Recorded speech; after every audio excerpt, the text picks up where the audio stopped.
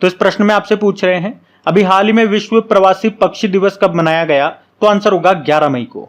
इसे अंग्रेजी में बोलेंगे वर्ल्ड माइग्रेटरी बर्ड डे, और इसका कोई फिक्स दिवस नहीं होता है, ये साल में 2 बार मनाया जाता है, तो मई और अक्टूबर के दूसरे शनिवार को। तो इस बार याद रखना 2024 में एक तो 11 मई को और 12 अक्टूबर को मना रहे हैं। और इस बार की थीम क्या है? थीम है प्रोटेक्ट इंसेक्ट्स प्रोटेक्ट बर्ड्स। पहली बार इस दिवस को 1993 में मनाया गया था। अच्छा, पक्षियों से ही संबंधित 2-3 दिवस और होते हैं, जैसे कि एक तो वर्ल्ड स्पैरो डे होता है, विश्व गौरैया दिवस, ये 20 मार्च को मनाया जाता है। और एक नेशनल बर्ड डे हम मनाते हैं 5 जनवरी को, तो ये भी ध्यान में रखना। आपको पता है भारत में अपनी तरह का पहला राज्य स्तरीय पक्षी एटलस किस राज्य के पास है, तो आंसर होगा केरल। फिर आपसे पूछ रहे हैं अभी हाल ही में राष्ट्रीय प्रौद्योगिकी दिवस कब मनाया गया, तो आंसर होगा 11 मई को। तो हर साल 11 मई को नेशनल टेक्नोलॉजी डे के रूप में मनाया जाता है। अब आप कहोगे 11 मई को ही क्यों मनाते हैं? क्योंकि भारत ने 11 मई 1998 को राजस्थान के पोखरण में सफल परमाणु परीक्षण किया था, इसीलिए 11 मई को हम ये नेशनल टेक्नोलॉजी डे के रूप में, राष्ट्रीय प्रौद्योगिकी दिवस के रूप में मनाते हैं। वैसे ये हमारा दूसरा परमाणु परीक्षण था, जिसे हमने कोड नेम दिया था ऑपरेशन शक्ति। और इससे पहले भी हम एक परमाणु परीक्षण कर चुके थे, वो 18 मई 1974 में किया था, उसे पोखरण में ही किया था और उसको कोड नेम दिया था स्माइलिंग बुद्धा। और वैसे आपको बता दूं एक जनरल जानकारी के लिए कि भारत परमाणु परीक्षण करने वाला ये अमेरिका, सोवियत संघ, यूके, फ्रांस और चीन के बाद 6ठा देश बना था। वैसे अभी सिप्री की कुछ समय पहले रिपोर्ट आई थी और उसके अनुसार अभी 9 देशों के पास परमाणु हथियार हैं। अच्छा, ये इस तरह के जो डेज होते हैं ना, जो भारत में मनाए जाते हैं खासतौर पे, जिन्हें हम नेशनल डेज कहते हैं या राष्ट्रीय दिवस कहते हैं, जैसे कि ये राष्ट्रीय प्रौद्योगिकी दिवस भारत में मनाते हैं, तो इस तरह के इंपॉर्टेंट होते हैं डेज, इनको आप जरूर में ध्यान में रखिएगा। फिर आपसे पूछ रहे हैं अभी हाल ही में अंतर्राष्ट्रीय नर्स दिवस कब मनाया गया, तो आंसर होगा 12 मई को। तो हर साल 12 मई को इंटरनेशनल नर्स डे के रूप में मनाया जाता है। अच्छा, 12 मई को ही क्यों मनाते हैं? क्योंकि फ्लोरेंस नाइटिंगेल का जन्म हुआ था 12 मई 1820 में, तो उन्हीं के सम्मान में 12 मई को ये दिन मनाया जाता है। उन्हें मॉडर्न नर्सिंग का जनक कहा जाता है। वे एक ब्रिटिश नर्स और समाज सुधारक थी। उन्होंने क्रीमिया युद्ध हुआ था, उस दौरान घायल सैनिकों की लैंप लेकर के रात रात भर इलाज किया था, इसलिए उन्हें लेडी विद लैंप भी कहा जाता है। पहली बार इस दिवस को 1974 में मनाया गया था। तो बात करें इस बार की थीम क्या है? हमारी नर्सें हमारा भविष्य, देखभाल की आर्थिक शक्ति, यानी कि our nurses our future, the economic power of care. तो इस प्रश्न में पूछ रहे हैं अभी हाल ही में सुल्तान अजलान शाह ट्रॉफी 2024 को किसने जीत लिया है, तो आंसर होगा जापान ने। यहाँ पे हम बात कर रहे हैं सुल्तान अजलान शाह कप की, या सुल्तान अजलान शाह ट्रॉफी बोल दो। अच्छा, पहले तो ये ध्यान रखना इसका संबंध किस खेल से है, तो आंसर होगा हॉकी से। पुरुषों का ये हॉकी टूर्नामेंट है। 2024 में इसका 30वां संस्करण हुआ। कहां पे हुआ? मलेशिया के इपोह शहर में अजलान शाह स्टेडियम है वहां पे, और हर बार वहीं पे होता है। और अभी इसको जीत लिया है जापान ने। पहली बार जापान ने इस टूर्नामेंट को जीता है, और किसे हराया? पाकिस्तान को हराया है। तो अजलान शाह कप ये एशिया में एक प्रतिष्ठित हॉकी टूर्नामेंट है, तो ये पॉइंट्स आप ध्यान में रखना। मैं आपको बता दूं वैसे भारत इस टूर्नामेंट को 5 बार जीत चुका है। कब कब? 1985, 1991, 1995, 2009 और 2010 में। इस बार भारत ने इसमें पार्टिसिपेट नहीं किया था, ये भी मैं आपको बता दूं। और हॉकी में अगर रैंकिंग की हम करते हैं तो वर्तमान में भारतीय पुरुष हॉकी टीम, ये वर्ल्ड लेवल पे जो रैंकिंग है उसमें 6वें स्थान पे आती है। भारतीय पुरुष हॉकी टीम की मैं बात कर रहा हूँ। टॉप पे नीदरलैंड की टीम आती है। तो इस क्वेश्चन को इंपॉर्टेंट मार्क करना। सारे जो भी इंपॉर्टेंट फैक्ट्स होते हैं वो मैंने आपको यहाँ पे बता दिए 1 to 1। फिर आपसे पूछ रहे हैं अभी हाल ही में नीरज चोपड़ा ने दोहा डायमंड लीग में कौन सा पदक जीता, तो आंसर होगा सिल्वर मेडल। तो अभी दोहा डायमंड लीग का आयोजन ये कतर के स्पोर्ट्स क्लब में हुआ, और यहां पर नीरज चोपड़ा ने सिल्वर मेडल जीता है। उन्होंने यहां कितनी दूर भाला फेंक करके सिल्वर जीता?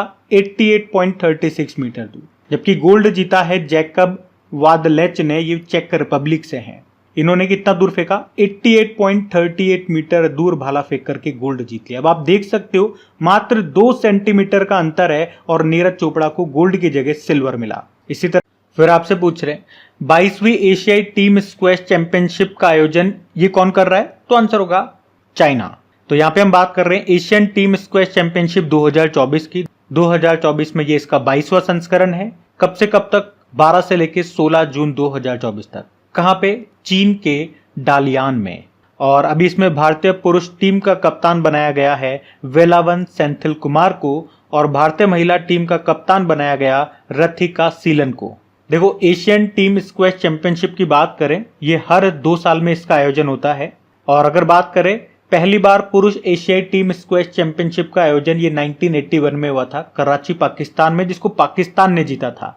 जबकि महिलाओं में अगर बात करें, यानी कि पहला महिला एशियाई टीम स्क्वैश चैंपियनशिप का आयोजन ये 1986 में हुआ था कुआलालंपुर मलेशिया में, जिसको हांगकांग ने जीता था। और भारत कब कब विजेता रहा, अगर ये जानना चाहो तो पुरुषों में तो भारत एक बार विजेता रहा था, जो इसका लास्ट वाला एडिशन था 2022 वाला उसमें।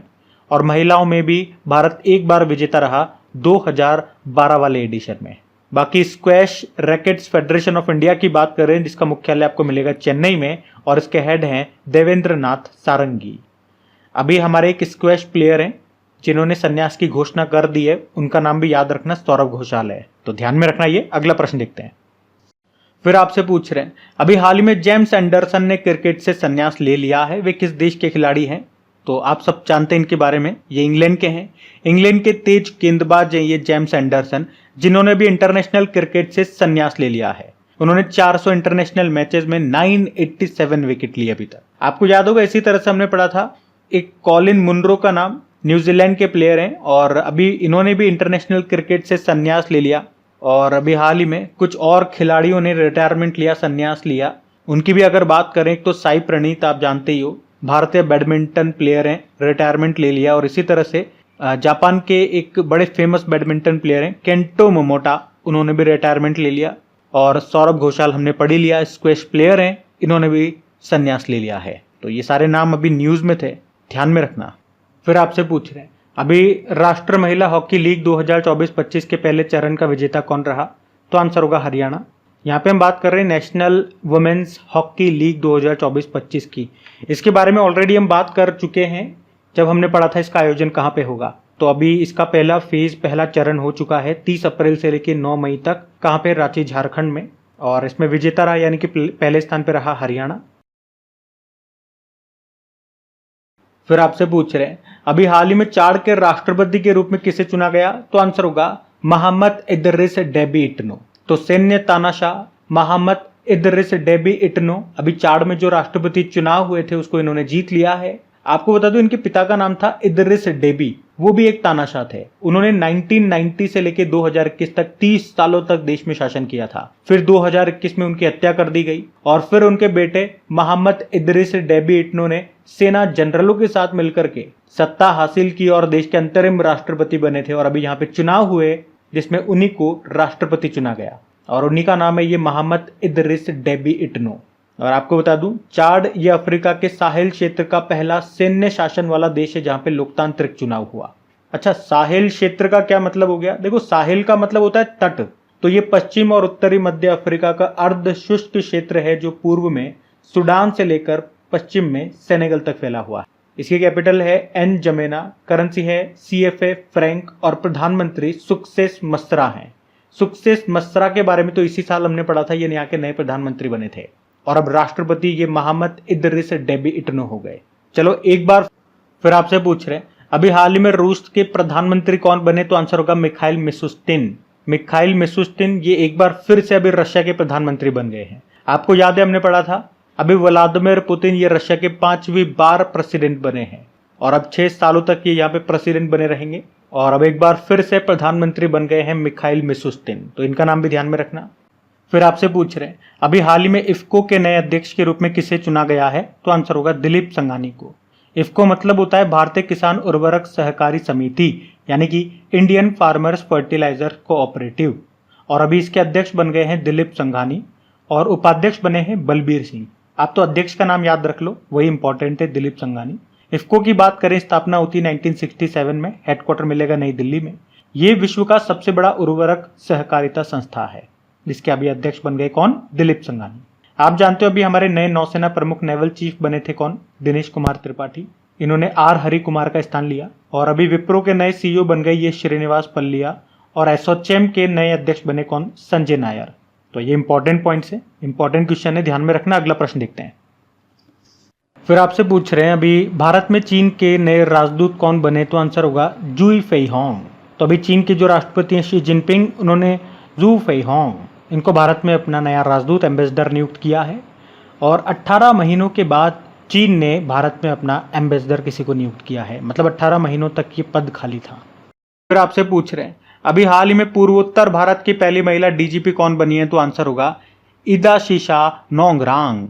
तो अभी मेघालय सुरक्षा आयोग ने आईपीएस की वरिष्ठ अधिकारी है इदाशीशा नोंगरांग, इनको मेघालय की पहली डेप्यूटी जनरल ऑफ पुलिस यानी कि डीजीपी नियुक्त किया है। और ये डॉक्टर लज्जा राम बिश्नोई की जगह लेंगी। और आप कह सकते हो ये मेघालय नहीं, पूर्वोत्तर की पहली महिला डीजीपी बनी है, तो नाम इंपॉर्टेंट है। और मैं आपको ये भी बता दूं कि वे खासी जनजाति से ताल्लुक रखती है। और मैं आपको बता दूं कि मेघालय में मुख्य रूप से 3 प्रमुख आदिवासी समुदाय आपको मिलेंगे, खासो, गारो और जैंतिया। और आप जानते हैं उनके नाम पे यहाँ पे पहाड़ियां भी हैं। अच्छा, इसी तरह से एक और प्रश्न आपको याद आएगा कि अभी महाराष्ट्र की पहली महिला डीजीपी कौन बनी थी, रश्मि शुक्ला बनी थी। और इसी तरह से नीना सिंह सीआईएसएफ की पहली महिला डायरेक्टर जनरल बनी थी। और नईमा खातून की बात करें तो अलीगढ़ मुस्लिम यूनिवर्सिटी में पहली महिला वाइस चांसलर कुलपति ये बनी थी। ये सारे अभी नए अपॉइंटमेंट है और इम्पोर्टेंट है, ध्यान में रखना। अच्छा, इसी तरह से आपसे पूछा जा रहा है कि पूर्वोत्तर भारत की जो पहली वंदे भारत एक्सप्रेस है कहाँ चली थी, असम में। और इसी तरह से डीजे यात्रा शुरू करने वाला पूर्वोत्तर भारत का पहला हवाई अड्डा ये बना था गुवाहाटी का, जो असम का गुवाहाटी का है, जो गोपीनाथ बारदोलाई हवाई अड्डा। और पूर्वोत्तर भारत का पहला कंप्रेस्ड बायोगैस प्लांट भी याद रखना, इसका भी उद्घाटन किया गया था असम में ही। तो अच्छा प्रश्न है, ये ध्यान में रखना। अगला प्रश्न देखते हैं। फिर आपसे पूछ रहे हैं अभी हाल ही में टाटा इलेक्ट्रॉनिक्स के नए अध्यक्ष कौन बन गए, तो आंसर होगा एन चंद्रशेखरन। तो टाटा सन्स के चेयरमैन है एन चंद्रशेखरन।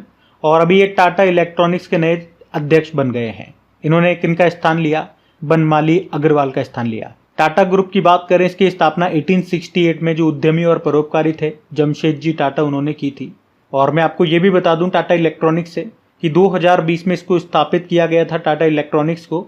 और एप्पल के लिए आईफोन एनक्लोजर असेंबल करने वाली ये इकलौती भारतीय कंपनी भी है, जिसके अभी अध्यक्ष बन गए एन चंद्रशेखरन। अभी आपको याद होगा इसी साल नवीन ताहिलियानी ये टाटा डिजिटल के एमडी सीईओ बने थे।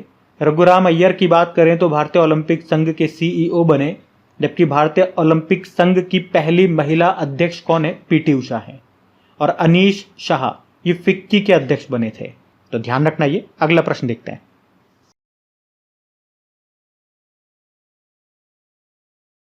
फिर आपसे पूछ रहे हैं अभी हाल ही में राष्ट्रमंडल सचिवालय ने भारत की किस पहल को स्मार्ट सरकार की सर्वोत्तम कार्यप्रणाली के रूप में मान्यता दी है, तो आंसर होगा सीपी ग्राम्स। तो अभी कॉमनवेल्थ सेक्रेटरीट यानी कि राष्ट्रमंडल सचिवालय जो है उसने अभी 3 देशों की जो पहले हैं, जो उनकी इनिशिएटिव्स हैं, उन्हें स्मार्ट सरकार की बेस्ट कार्यप्रणाली के रूप में मान्यता दी है। और वो 3 देश कौन कौन से हैं, भारत, केन्या और नामीबिया।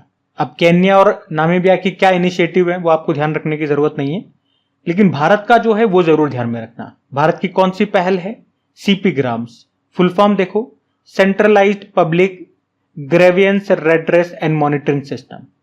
अब इस पोर्टल की बात हो गई तो इसका उद्देश्य की बात करें, ये पोर्टल किस लिए है, तो इस पोर्टल का काम है या इसका उद्देश्य है जनता की शिकायतों को जानना, उसका समाधान करना और उसकी मॉनिटरिंग करना। अच्छा, कॉमनवेल्थ की बात करें, राष्ट्रमंडल, तो इसकी स्थापना बेल्फोर घोषणा पत्र से होती है 1949 में।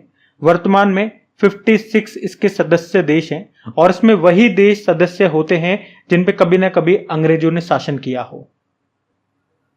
फिर आपसे पूछ रहे अभी हाल ही में किस कंपनी ने ड्रोन दीदी परियोजना के लिए MSDE के साथ समझौता किया, तो आंसर होगा महिंद्रा एंड महिंद्रा। MSDE मतलब ministry of skill and development entrepreneurship. तो देखो यहाँ पे ये जो परियोजना है ये बड़ी इंपॉर्टेंट हो जाती है हमारे लिए। इस प्रश्न के थ्रू हम उसे ही कवर करेंगे। तो क्या है प्रोजेक्ट, क्या है परियोजना, ड्रोन दीदी परियोजना। पहले बात करते हैं इसको शुरू कब किया था, कब लॉन्च किया था, किसने किया था। तो प्रधानमंत्री नरेंद्र मोदी ने इसको लॉन्च किया था 11 मार्च 2024 को। कहाँ पे, तो भारतीय कृषि अनुसंधान संस्थान पूसा नई दिल्ली में। किस कार्यक्रम के तहत, सशक्त नारी विकसित भारत कार्यक्रम के तहत इसको लॉन्च किया गया था, जिसका उद्देश्य क्या है, 15,000 महिला नेतृत्व वाले स्वयं सहायता समूहों यानी कि सेल्फ हेल्प ग्रुप्स को फसल निगरानी, उर्वरक छिड़काव और बीज बोने जैसे कार्यों में सहायता के लिए उन्हें कृषि ड्रोन से प्रशिक्षित करना। और अभी इसी मुहिम को आगे बढ़ाते हुए केंद्रीय कौशल विकास और उद्यमिता मंत्रालय ने यानी कि skill and development entrepreneurship ministry ने 2 प्रशिक्षण केंद्र, 2 ट्रेनिंग सेंटर खोले हैं। कहाँ पे? नोएडा और हैदराबाद में। और उन्हीं के लिए अभी महिंद्रा एंड महिंद्रा के साथ समझौता किया गया है। तो बात समझ में आ रही है? ये कंपनी यहाँ पे महिलाओं को ड्रोन चलाना सिखाएंगी, उनको ऑपरेट करना और उनका कैसे रख रखाव करना है, ये सब बातें उनको सिखाई जाएंगी ताकि महिला किसान फसलों में खाद डाल सके, फसलों की निगरानी कर सके और बीज बोने जैसे काम ये सब ड्रोन की मदद से कर सके। अभी इसमें टोटल 500 ग्रामीण महिलाओं को ट्रेनिंग दी जाएगी।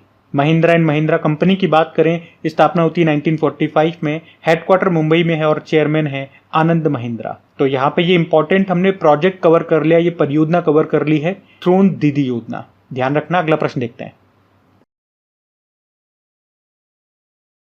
फिर आपसे पूछ रहे हैं अभी किस बैंक ने घोषणा की है कि वे 1 जून 2024 को ग्राहकों के निष्क्रिय खाते बंद कर देगा? तो आंसर होगा पंजाब नेशनल बैंक। तो अभी पंजाब नेशनल बैंक ने घोषणा की है कि वे 1 जून 2024 को अपने सभी ग्राहकों के निष्क्रिय बैंक खाते यानी कि जो इनएक्टिव बैंक अकाउंट्स हैं उनको बंद कर देगा। तो अगर आप अकाउंट को बंद होने से बचाना चाहते हैं तो 31 मई 2024 तक अपना केवाईसी पूरा कर लीजिए। अब आप सोचोगे कि बैंक ऐसा क्यों कर रही है? तो अपने खर्चों को कम करने के लिए और ऐसे खातों में धोखाधड़ी होती है उसको रोकने के लिए। अच्छा, आरबीआई के अनुसार निष्क्रिय खाते यानी कि इनएक्टिव अकाउंट्स किन्हें कहा जाता है? तो ऐसे सेविंग या ऐसे करंट अकाउंट्स जिसमें 2 साल तक कोई भी ट्रांजैक्शन नहीं होता, तो ऐसे खाते निष्क्रिय हो जाते हैं, इनएक्टिव हो जाते हैं। लेकिन अभी यहाँ पे पंजाब नेशनल बैंक ने कहा है कि ऐसे अकाउंट जिनमें 3 साल से कोई ट्रांजैक्शन नहीं हुआ है और उनका बैलेंस भी 0 है, हम ऐसे अकाउंट्स को 1 जून 2024 को बंद कर देंगे। हालांकि इन्होंने ऐसा भी कहा कि कुछ ऐसे इनएक्टिव खाते भी हैं जिन्हें हम बंद नहीं करेंगे, जैसे कि 25 साल से कम आयु के ग्राहक जिनके स्टूडेंट अकाउंट्स हैं और ऐसे अकाउंट्स जो किसी न किसी योजना के अंतर्गत खोले गए, जैसे कि प्रधानमंत्री जीवन ज्योति बीमा योजना, प्रधानमंत्री सुरक्षा बीमा योजना, सुकन्या समृद्धि योजना, अटल पेंशन योजना। तो इनके अंतर्गत जो खाते खोले गए हैं उनको बंद नहीं करेंगे। अच्छा, इसके अलावा एक टर्म आपने और सुनी होगी, लावारिस जमा, अनक्लेम्ड डिपॉजिट। इसका मतलब क्या होता है? तो जैसे आपके अकाउंट में कुछ पैसा रखा है आपने, लेकिन फिर 10 सालों तक आप कोई भी ट्रांजैक्शन नहीं करते हो, तो वो आपकी जो जमा राशि है वो लावारिस जमा यानी कि अनक्लेम्ड डिपॉजिट कहलाती है। अच्छा, लावारिस जमा से एक प्रश्न आपको याद आएगा, पिछले साल हमने पढ़ा था, आरबीआई ने बैंकों में ये लावारिस जो पैसा है इसको ठिकाने लगाने के लिए एक अभियान, एक प्रोग्राम शुरू किया था। आप इसे कोई उस प्रोग्राम का नाम बता सकते हैं? तो आंसर होगा 100 डेज 100 पेज नाम से प्रोग्राम शुरू किया था। देखो, पंजाब नेशनल बैंक की बात करते हैं। आपको बता दूं, स्टेट बैंक ऑफ इंडिया और बैंक ऑफ बड़ौदा के बाद पंजाब नेशनल बैंक ये सार्वजनिक क्षेत्र का तीसरा सबसे बड़ा बैंक है। स्थापना होती है 1894 में और ये आप कह सकते हो भारतीय पूंजी से स्थापित होने वाला पहला बैंक है। और यहाँ पे लाला लाजपत राय जी बैंक में खाता खोलने वाले पहले व्यक्ति थे और 1969 में इसका राष्ट्रीयकरण, नेशनलाइजेशन हुआ था। हेडक्वार्टर नई दिल्ली में है, एमडी सीईओ अतुल कुमार गोयल है। और इसकी टैगलाइन क्या होती है? तो आंसर होगा यू कैन बैंक अपॉन।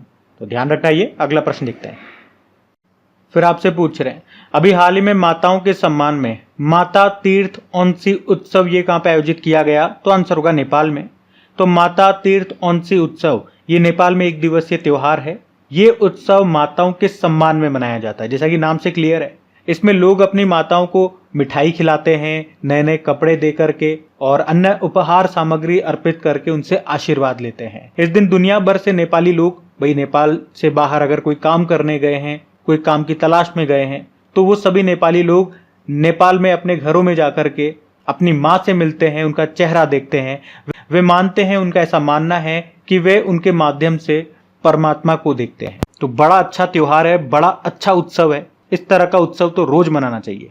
कम से कम उत्सव के बहाने ही सही, जो लोग बाहर रहते हैं वो कम से कम एक बार अपने माँ बाप से मिलने तो जाते हैं। और अगर इसकी बात करें तो ये दिन बैसाख महीने की पूर्णिमा के दिन मनाया जाता है। फिर आपसे पूछ रहे हैं वित्त वर्ष 2023-24 में भारत ने सर्वाधिक निर्यात ये कहाँ किया? तो आंसर होगा यूनाइटेड अरब अमीरात। तो अभी वाणिज्य मंत्रालय ने अभी वित्त वर्ष 2023-24 के निर्यात यानी कि एक्सपोर्ट के डेटा को रिलीज किया है। मतलब इसमें बताया गया कि फाइनेंशियल ईयर 2023-24 में भारत से किस देशों में हमने एक्सपोर्ट किया, और उसी से हमें पता चला कि हमने सर्वाधिक एक्सपोर्ट किया है यूनाइटेड अरब अमीरात को। यहाँ पे हमने 35.6 बिलियन डॉलर का एक्सपोर्ट किया, निर्यात किया। वैसे हमारा जो टोटल एक्सपोर्ट था वो कितना था, 778 बिलियन डॉलर का, जो कि अगर लास्ट ईयर से आप देखोगे तो वो ज़्यादा है। कितना ज़्यादा है, 0.23% ज़्यादा है। तो इस 778 बिलियन डॉलर में हमने यूनाइटेड अरब अमीरात में 35.6 बिलियन डॉलर का एक्सपोर्ट किया, जो कि सबसे ज़्यादा है। अच्छा, इसी तरह से एक आध प्रश्न अभी हमने और पढ़े थे।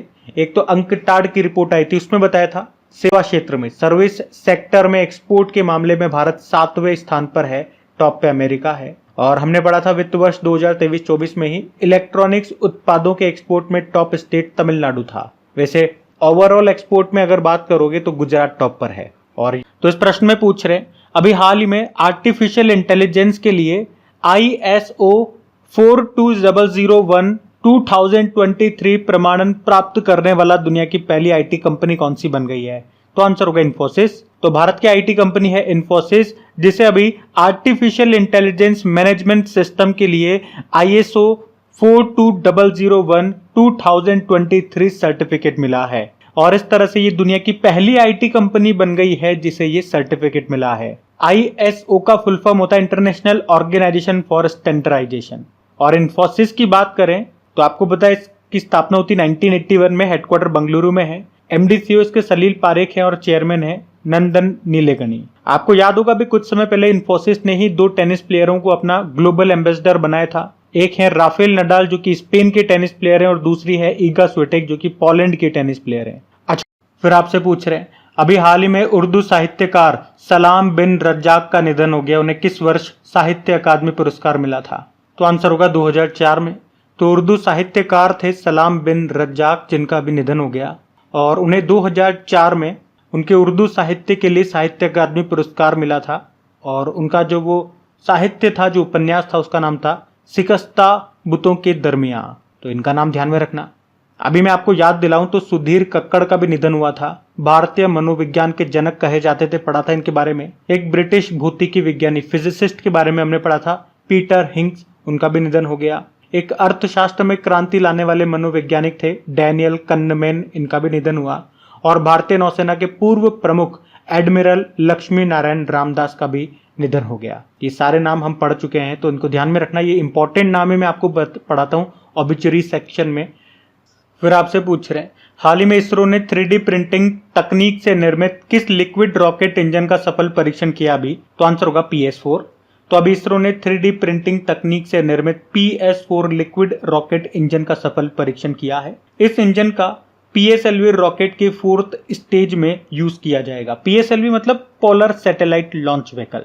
और इस 3D इंजन को बनाने का फायदा क्या है, या इसे इस्तेमाल करने का फायदा क्या है? तो इसे बनाने में 97% तक रॉ मटेरियल यानी कि कच्चे माल की बचत हुई है, और प्रोडक्शन टाइम भी 60% तक कम हुआ है।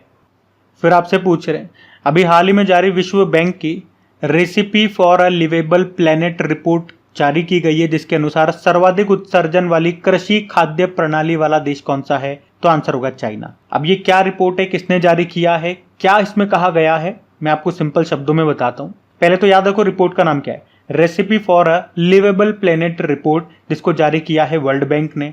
तो आपको समझ में आ गया, वर्ल्ड बैंक ने इसको जारी किया तो रिपोर्ट तो इंपॉर्टेंट है। क्या बताया गया इसमें? इसमें बताया कि किस देश की कृषि खाद्य प्रणाली यानी कि एग्री फूड सिस्टम से सबसे ज्यादा ग्रीन हाउस गैसेस का उत्सर्जन होता है। तो इस मामले में पहले स्थान पे चाइना है, दूसरे पे ब्राजील बताया, और तीसरे पे भारत बताया गया। तो भारत का नाम भी आ गया तो रिपोर्ट और भी ज्यादा इंपॉर्टेंट हो जाती है। उससे पहले मैं आपको ये समझा दूं कि ये कृषि खाद्य प्रणाली है क्या, एग्री फूड सिस्टम का मतलब क्या होता है। बिल्कुल सिंपल भाषा में समझाऊंगा कि छोटे से बच्चे को भी समझ में आ जाए। तो जैसे कोई भी खाद्य कृषि उत्पाद है, इसमें खाद्य उत्पाद भी हो सकता है, अखाद्य उत्पाद भी हो सकता है, यानी कि वो फूड भी हो सकता है, नॉन फूड प्रोडक्ट भी हो सकता है। जैसे पहले हम फूड का एग्जांपल लेते हैं, तो उस फूड के पैदा होने से लेकर आपके खाने तक, मतलब वो फूड आपकी थाली में आ जाए, आप उसको खा जाओ, तो वो फूड पैदा हुआ और आपने उसको खाया, उसके बीच में जितनी भी प्रोसेस से वो निकलता है, जैसे कि उस फूड को खेत में उगाया गया होगा, उसकी कटाई की गई होगी, फिर उसकी हैंडलिंग की गई होगी, उसका ट्रांसपोर्टेशन हुआ होगा, खेत से मंडी तक लाया गया होगा, फिर उसकी प्रोसेसिंग की गई होगी, उसका डिस्ट्रीब्यूशन हुआ होगा, मार्केट में आया होगा, मार्केटिंग की गई होगी, आपको बेचा होगा, आपने खरीदा होगा, आपने उसे पकाया होगा, फिर आपने उसे खाया होगा। तो ये इतनी सारी जो प्रोसेसिंग हुई है उसके पैदा होने से लेके आपके खाने तक, तो इस पूरी फूड चेन को एग्री फूड सिस्टम कहते हैं। और इस रिपोर्ट में यही कहा गया कि जो कृषि खाद्य प्रणाली यानी कि एग्री फूड सिस्टम से सबसे ज्यादा ग्रीन हाउस गैसेस का उत्सर्जन हो रहा है वो चाइना में हो रहा है। बात आपको समझ में आ गई ना। इसके अलावा इस रिपोर्ट में यह भी बताया कि ये जो कृषि खाद्य प्रणाली है ये सालाना लगभग 16 गीगा टन ग्रीन हाउस गैसों का उत्सर्जन कर रही है, जो कि वैश्विक उत्सर्जन का लगभग 1/3 है। ये पॉइंट भी समझ में आ गया। और इसके अलावा एक और इंपॉर्टेंट बात इसमें कही गई कि भैया अगर 2030 तक कृषि खाद्य उत्सर्जन को आधा करना है और 2050 तक अगर शुद्ध शून्य हासिल करना है यानी कि जीरो कार्बन एमिशन को हासिल करना है तो 260 बिलियन US$ का वार्षिक निवेश करना होगा। अच्छा, वैसे मेरे एक प्रश्न का उत्तर आप लोग देना कि भारत का जो नेट जीरो कार्बन उत्सर्जन का जो लक्ष्य है वो कब का है। चलो ये एक ही प्रश्न पूछ रहा हूं, उसका उत्तर दे दो। बाकी इस रिपोर्ट को वर्ल्ड बैंक ने जारी किया। देखो तो वर्ल्ड बैंक की बात करते हैं। देखो मैंने आपको बताया था कि वर्ल्ड बैंक और इंटरनेशनल मॉनेटरी फंड इन दोनों की स्थापना 1944 में अमेरिका के न्यू हैम्पशायर में ब्रेटन वुड्स सम्मेलन के दौरान हुई थी। तो इसीलिए दोनों का हेडक्वार्टर आपको वॉशिंगटन DC में मिलेगा। और इसके अध्यक्ष का नाम इंपॉर्टेंट है, अजय बंगा है। ये भारतीय मूल के हैं, नाम इंपॉर्टेंट रहेगा आपके लिए।